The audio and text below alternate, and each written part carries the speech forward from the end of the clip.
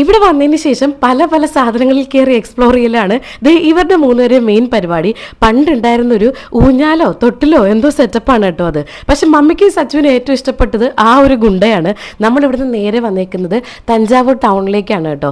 ഇവിടുന്ന് നല്ല പോലെ ഭക്ഷണം കഴിക്കുക, ഇന്ന് പോയി റെസ്റ്റ് എടുക്കുക, അത് മാത്രമേ ഉള്ളൂ നമ്മുടെ ഇന്നത്തെ പരിപാടി. നാളെ രാവിലെ തന്നെ കുളിച്ച് എഴുന്നേറ്റ് അമ്പലത്തിലൊക്കെ പോയിട്ട് നാളെ ഈവനിങ് തന്നെ തിരിക്കണം കേട്ടോ.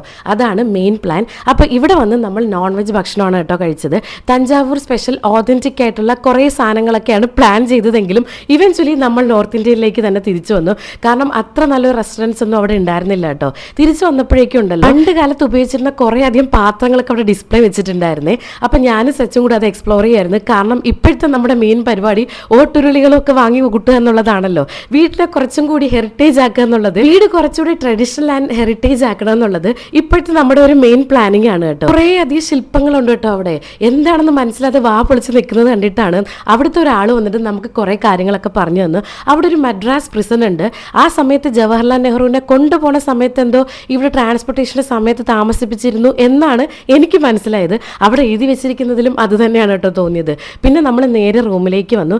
നമ്മുടെ റൂമിലേക്ക് സ്റ്റെപ്പ് കയറി പോകുന്ന സമയത്തുള്ള കുറേ സാധനങ്ങളാണിത്. അന്ന് കാലത്ത് ഉപയോഗിച്ചിരുന്ന വിളക്കുകളും ക്ലോക്കുകളും ഒക്കെയാണ്. പിന്നെ ഈ കസേരയ്ക്ക് വേണ്ടിയുള്ള അടിയാണ് പിന്നീട് അവിടെ നടന്നത്.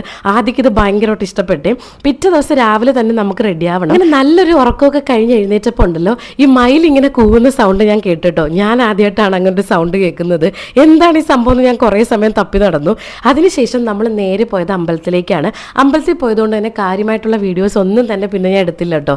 അങ്ങനെ ഈവനിങ് നമ്മൾ തിരിച്ച് വീട്ടിലെത്തിയപ്പോഴേക്കും ഏകദേശം 8-9 മണിയായിട്ടുണ്ടായിരുന്നു കേട്ടോ.